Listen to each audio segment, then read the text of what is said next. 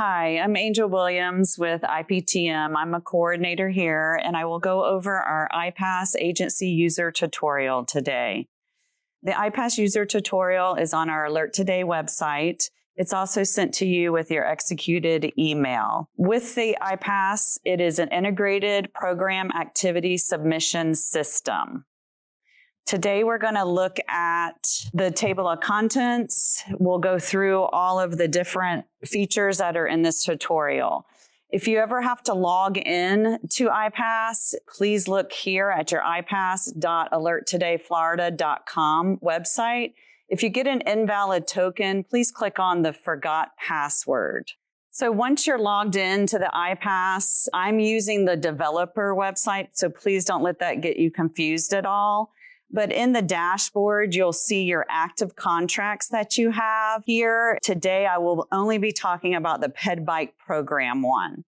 You'll notice that this will tell you with your pie graph, your estimated remaining funds and how much you have used already in the program.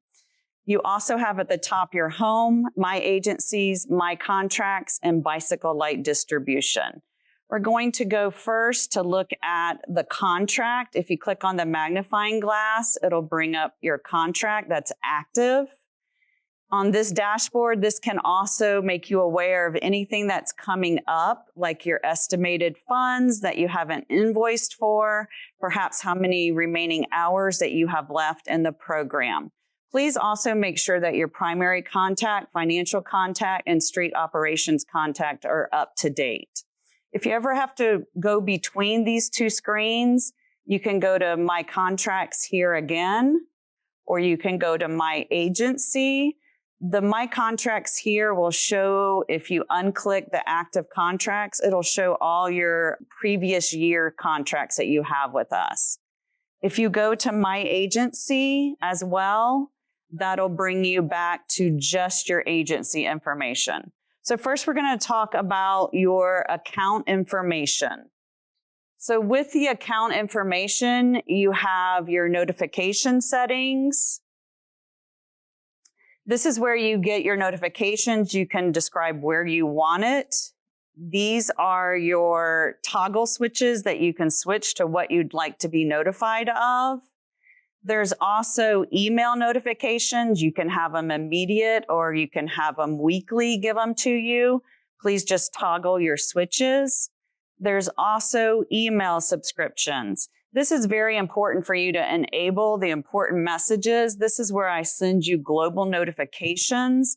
Normally it's to all agencies, so please make sure that that is enabled. You also have where you can get weekly not invoice reporting. So I do recommend that too as well. That'll let you know what you still have to invoice. And we like that you invoice every 30 days, please. Going back to the account information, you also have My Profile. This is where you can change your phone number, your name, your information. It's also where you can change your password and you can do a two-factor authentication if you'd like. You can set that up. There's also a QR code you could use, as well as a reset authenticator app that you can do. Please make sure that you do not complete your authenticator app configuration because you could lose your account information. We also have where you can get past notifications. This will show you what has happened in the past. And then you also have where you can log out. Now I'm going to go to My Agency. Here we'll talk about your agency information. You have the tabs Personnel, Training and Pay, Contracts, Notes, Documents, and Bicycle Lights. Under your Personnel tab, this is where you'll have to add your personnel. This is administration as well as your officers. So to add personnel, you would just click the Add Personnel button. You would enter their information, put in their email. Some agencies like their officers to input their own HVE details. So please make sure and check the Create User Account box, phone number, and what their duties are. There's also a little question mark that you can hover over, and it gives you information on any of the things that we have in the iPASS system. Please make sure if it's an HV officer that's going to be working the details that you check HV officer. This will put them into the training and pay tab, and make sure you click save. Here's a brief overview on this dashboard where you can see who's enabled. If the officer has already left, you can say disable. This is also where you can see who your invoice signers are going to be. So the HV officers that you clicked in the personnel tab will show up under your training and pay tab. This is where you can see your current training and pay status and pay. For an officer to work the HV details, they must have a current and active HV training status and pay status. If you'd like to just look at something, like for example, you hover over it and you click on it. For this officer, he's expired. It'll bring up his actual training. You'll also see the pay side of it. If you need to add training, please click on the add training. This will also tell you when he completed it and when it expires. To add training, please make sure you put in the correct training date. It will default to today's date. The billable hours is if you'd like to invoice for the officer's training, they must be in overtime status and you must have a current executed contract to do billable hours. If they take the 2-hour online, you can do 2 hours billable. Or if they do the in-person course, that would be the 4 hours billable. Again, you'd have to have supporting documentation showing that they're in overtime status, and then submit for approval. It comes to us to approve. We do not need their training certification. Their certificate, that is for the officer in your agency. To change their pay status as well, this is where you'd go and you can see their effective pay. If you'd like to see what the agency claimed last year, you can bring up their pay. It shows you your base pay. Overtime pay is your base pay times 1.5. And then fully loaded depends on what your agency would like to claim.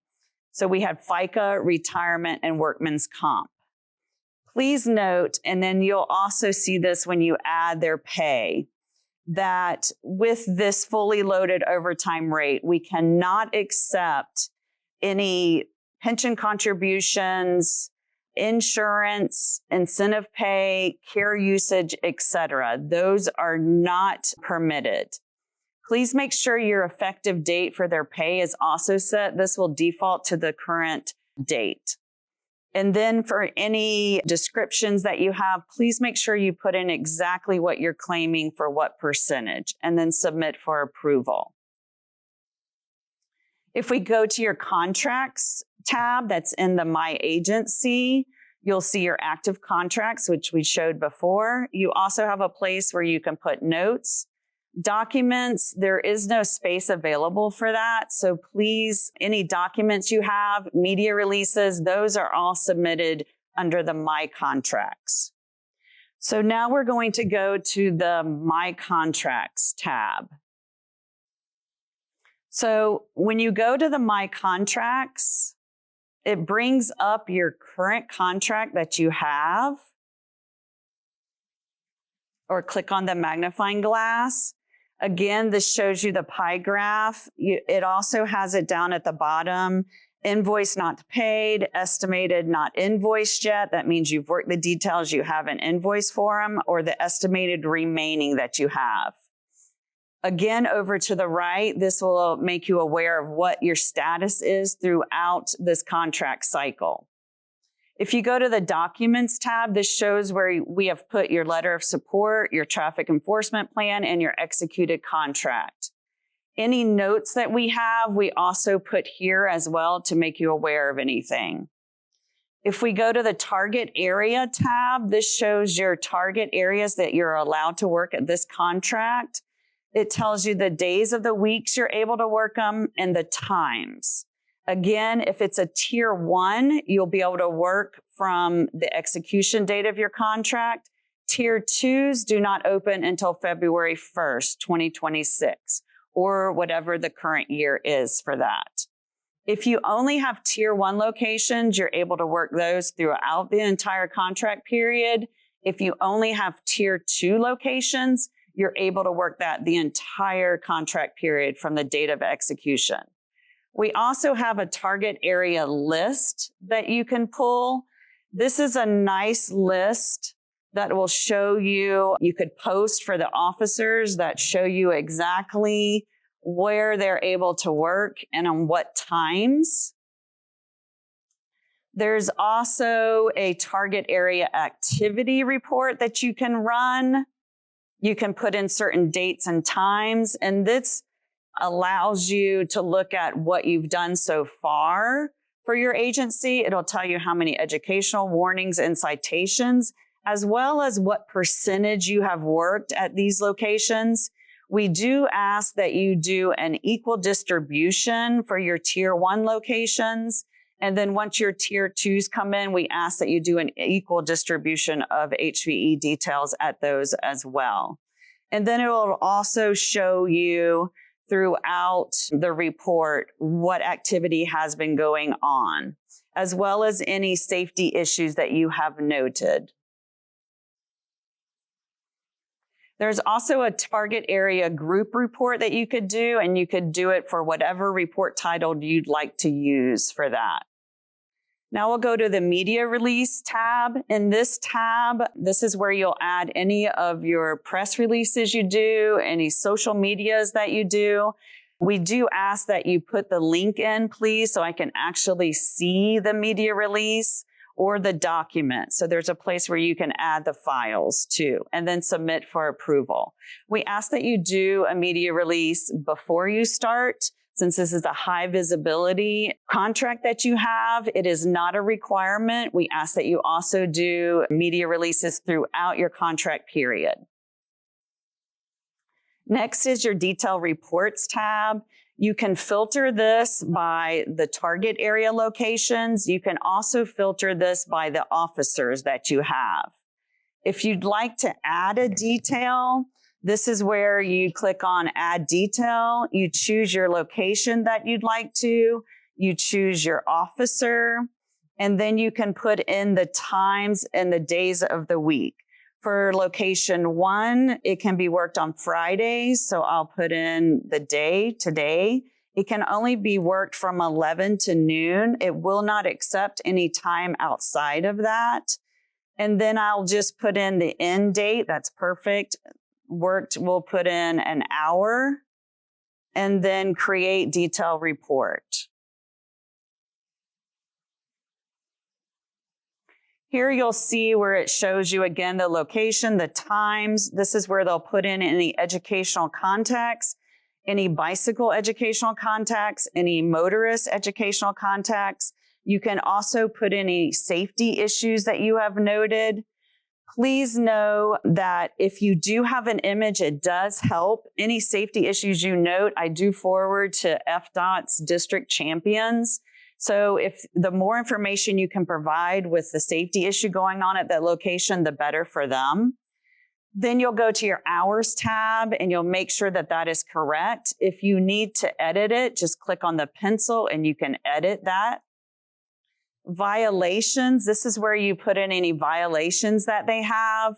This is the Florida statutes. If you do not see a Florida statute that you need, please email me and I can add it to the list. And then make sure you put whether it's for the bicyclist, motorist, or pedestrian.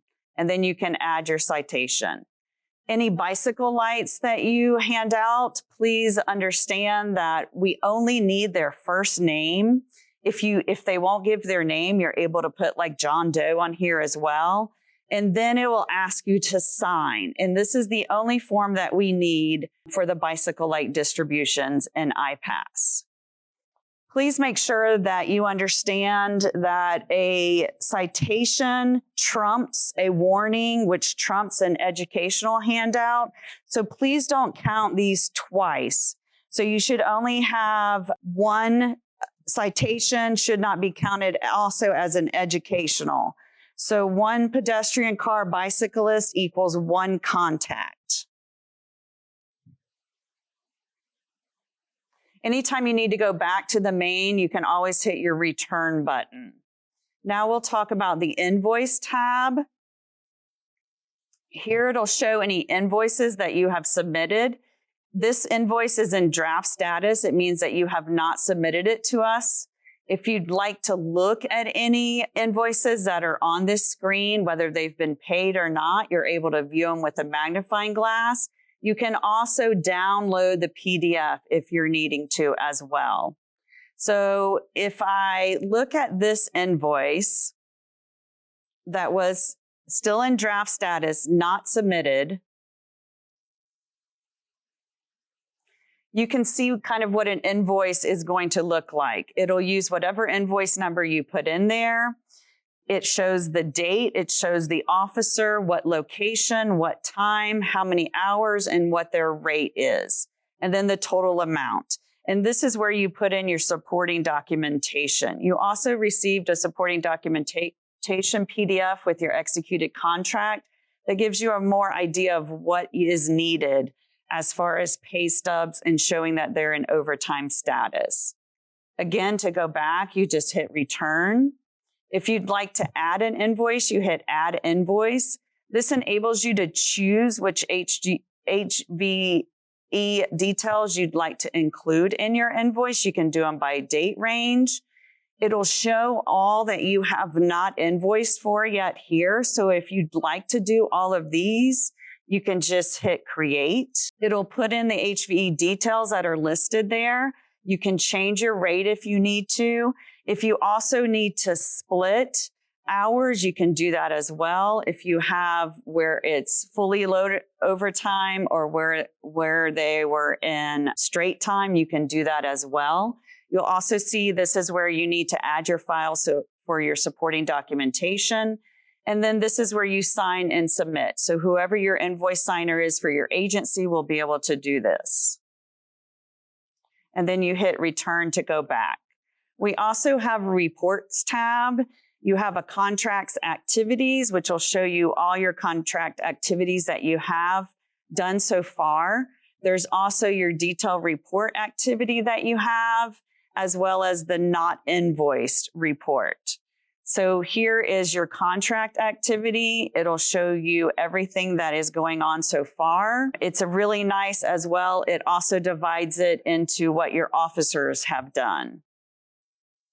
And then you have the detailed report activity. This will show you the details of each officer, the location, how many citations, warnings, and educations that they did.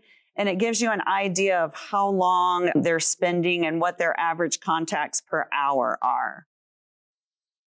There's also the not invoice. And you can also, this is one of the reports and notifications you can get to where you get this report sent to your email as well. Since I don't have anything in here as far as over 30 days, it's showing that everything has been invoiced. And then going back again, this is where if you need to log out, you can go to accounts and you log out here. Any questions that you might have with the iPASS system, please contact me at 904-620-4748, or I can be reached at angel.williams@unf.edu. Thank you so much.